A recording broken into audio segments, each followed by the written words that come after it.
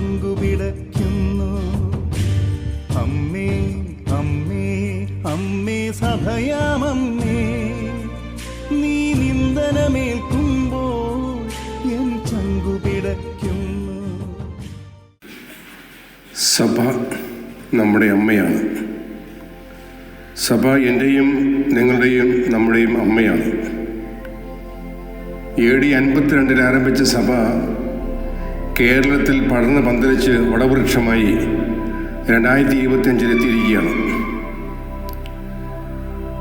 ചിന്തയ്ക്കും ചർച്ചയ്ക്കും ആത്മശോധനയ്ക്കും ഏറെ പ്രസക്തി ഈ കാലഘട്ടം നമ്മിൽ ഉണ്ടാക്കുന്നുണ്ട്. ഒന്നാമതായി ജ്ഞാനസ്ഥാനം സ്വീകരിച്ച് എല്ലാവരും തുല്യർ എന്ന ചിന്ത ഈ കാലഘട്ടത്തിൽ നഷ്ടപ്പെട്ടു പോയിട്ടുണ്ട്. ശുശ്രൂഷ വ്യത്യാസം തുല്യതയെ ഒരിക്കലും നശിപ്പിക്കരുത്. എല്ലാവരും കൂടുന്നതാണ് സഭ. AD 315 വരെ സഭയെന്ന് പറഞ്ഞാൽ എല്ലാവരും ഉൾപ്പെടുന്നതായിരുന്നു. പിന്നീട് ക്രമേണ ഫ്യൂഡൽ വ്യവസ്ഥ വന്നതോടുകൂടി ചില മാറ്റങ്ങളൊക്കെ സംഭവിച്ചു. എന്നാൽ AD 1962 രണ്ടാം വത്തിക്കാൻ സോദസ് വന്നതോടുകൂടി സഭ ദൈവജനത്തിൻ്റെ കൂട്ടായ്മയാണെന്ന ചിന്ത സജീവമായി.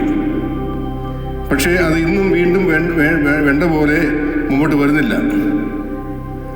വിശ്വാസികൾ മുമ്പോട്ട് കടന്നു വരേണ്ടതുണ്ട്. നേതൃത്വങ്ങൾ അവരെ ചേർത്ത് പിടിക്കേണ്ടതായിട്ടുണ്ട്.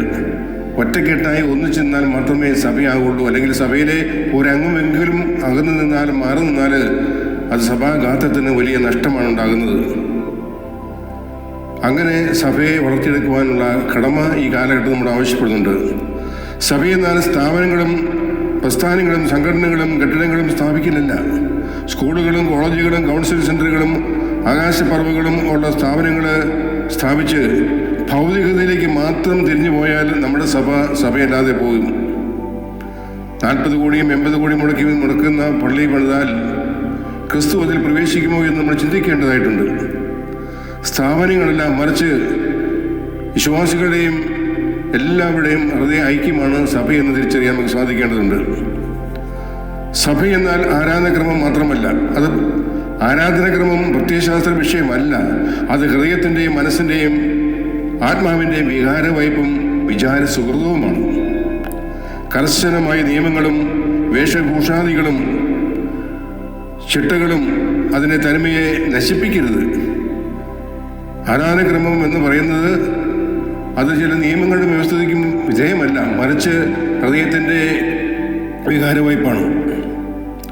അതുപോലെ തന്നെ സഭയിൽ റീത്തുകളുണ്ട്. സഭയിൽ ഇപ്പോൾ അമിതമായ പ്രാധാന്യം റീത്തുകൾക്ക് കൊടുക്കുന്നുണ്ട്. തീർച്ചയായും ആദ്യകാലത്ത് റീത്തുകളുണ്ടാകുക സ്വാഭാവികമാണ്. ഓരോ പ്രദേശങ്ങളിലും ലോകത്തിൻ്റെ നാനാഭാഗങ്ങളിലും സഭ രൂപപ്പെട്ടപ്പോൾ ഇവിടെ റീത്തുകളുണ്ടാകും. പക്ഷേ ഇന്ന് റീത്തിൻ്റെ വലിയ പ്രസക്തി ഇല്ല. റീത്തുകൾക്ക് വേണ്ടിയിട്ട് നമ്മൾ വാദിക്കരുത്, മറിച്ച് എല്ലാം ഏകസഭ, ഒരു സഭയേ ഉള്ളൂ. വിവിധ സഭകൾക്ക് എല്ലാം കൂടി ഒരു കർത്താവും ഒരു ബസാരഹസ്യമേ ഉള്ളൂ. ആ ഒരു കർത്താവിനെയും ഒരു ബസാരഹസ്യം വെച്ചുകൊണ്ടാണ് പല റീത്തുകളും പല രീതിയിലും പല ആരാധനക്രമങ്ങളും പല നിയമങ്ങളും പല ചിട്ടകളും പല പാരമ്പര്യങ്ങളും പല കീഴ്വഴക്കങ്ങളും ഉണ്ടാക്കുക. അതുവഴിയായിട്ട് സഭയിൽ അനൈക്യം ഉണ്ടായി പോവുകയാണ്. റീത്തുകളെല്ലാം മുഖ്യം, സഭയാണ് വലുത്. വിശ്വാസ പ്രമാണത്തിൽ നമ്മൾ ചെല്ലുന്നുണ്ട് സഭ ഏകമാണ് വിശുദ്ധമാണ് എന്ന്. എല്ലാ റീത്തുകാരും കത്തോലിക്ക സഭയുടെ മക്കളാണ്. അതുകൊണ്ട് ഏതൊരു വൈദികനും ഏതൊരു റീത്തിലും കുർബാന ചെയ്യാൻ സാധിക്കും. ആ ഒരു അവസ്ഥയിലേക്ക് നമ്മളിനി വളരേണ്ടതായിട്ടുണ്ട്. അവരവരുടെ റീത്തിൽ മാത്രം വിശുദ്ധ ബലി അർപ്പിച്ച് അവരവരുടെ റീത്തിനെ മാത്രം വളർത്തി അവരവരുടെ റീത്തിനെ മാത്രം മേൽപ്പെട്ട സ്ഥാനം ഉണ്ടാക്കിയെടുത്താൽ അത് ശരിയാകില്ല. മറിച്ച് സഭയൊന്നേ ഉള്ളൂ, അങ്ങനെ സഭ വളരുകയുള്ളൂ. അതുപോലെ തന്നെ സഭയിൽ ഐക്യം നഷ്ടപ്പെടാൻ ഇടപെടരുത്. അതുപോലെ തന്നെ കൗദാശ ജീവിതത്തിനൊക്കെ അത് മാത്രം സമാജീവിതമാക്കുന്നില്ല, സഭയെ വളർത്തുന്നതിലാണ് നമ്മൾ ശ്രദ്ധിക്കേണ്ടത്. കൗദാശ ജീവിതം നമുക്ക് ഉണ്ടാകും. കാരണം 2000 വർഷമായിട്ട് ക്രൈസ്തവ സംസ്കാരം നമ്മുടെ ഹൃദയത്തിൽ കിടപ്പുണ്ട്. അതുകൊണ്ട് നമ്മൾ ക്രൈസ്തവ രീതിയിലാണ് ജീവിക്കുക. സഭയെ വളർത്തേണ്ടത് 2 രീതിയിലാണ്. ഒന്ന്, എണ്ണത്തിൽ നമ്മൾ വളരെ കുറഞ്ഞുപോയി. അത് ചിന്തിക്കണം.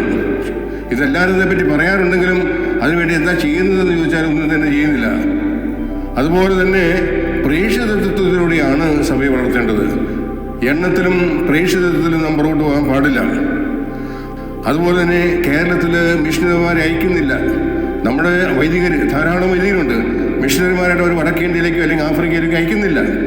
അത് വലിയ കുറവാണ്. ആ കുറവിനെ നമ്മൾ തിരിച്ചറിയേണ്ടതായിട്ടുണ്ട്.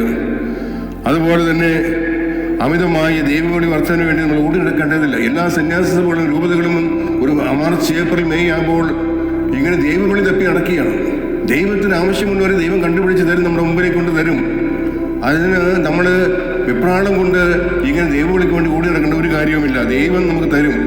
മാത്രമല്ല, ദൈവവിളിയുടെ എണ്ണം കൂടുമ്പോൾ പ്രൊപ്പോർഷനായിട്ട് ആനുപാതികമായിട്ട് ദൈവജനത്തിന് ആനുപാതികമായിട്ടുള്ള ദൈവവിളികളെ നമുക്ക് ആവശ്യമായിട്ടുള്ളൂ. അതുപോലെ തന്നെ നമ്മുടെ രാഷ്ട്രീയ മേഖലയിൽ നമ്മുടെ രാഷ്ട്രീയത്തിൽ പ്രവേശിച്ചില്ലെങ്കിലും രാഷ്ട്രീയക്കാരുടെ സ്വാധീനം ചെലുത്തക്ക വിധത്തിൽ സഭ നിൽക്കണം. സഭയ്ക്ക് രാഷ്ട്രീയം വേണ്ട, കക്ഷി രാഷ്ട്രീയം വേണ്ട, പക്ഷേ സഭയ്ക്ക് രാഷ്ട്രീയം വേണം. അതായത് നമ്മുടെ പിടിച്ചു നിൽപ്പിന്, നമ്മുടെ വളർച്ചയ്ക്ക് സഭയ്ക്ക് രാഷ്ട്രീയം ആവശ്യമാണ്. ആ രീതിയിലാണ് നമ്മൾ ചിന്തിക്കേണ്ടത്. അങ്ങനെ നമ്മുടെ സഭ വളരട്ടെ, സഭ നമ്മുടെ അമ്മയാകട്ടെ. ആ സഭ ഒരിക്കൽ നമ്മുടെ പണം, നമ്മുടെ സമൂഹം, ഓരോ രൂപതയ്ക്കും സന്യാസമുള്ള സമൂഹം അത് വീടിൻ്റെ വിധത്തിൽ വിതരണം ചെയ്യപ്പെടുകയും വേണം. അത് വീണ്ടും വിതരണം ചെയ്യപ്പെടണം. എങ്കിലേ സമത്വ സുന്ദരമായ ഒരു ഭാവി എല്ലായിടത്തും സഭയിൽ എല്ലായിടത്തും ഉണ്ടാകുകയുള്ളൂ. ഈ ഒരു ചിന്ത നമ്മൾ വളർത്തിയാൽ സഭ നമ്മുടെ അമ്മയാണ്, എൻ്റെയും നിങ്ങളുടെയും അമ്മയാണ്. ഈ ബോധ്യമുണ്ടെങ്കിലേ നമുക്ക് സഭാജീവിതം ഉണ്ടാകുകയുള്ളൂ. Thank you.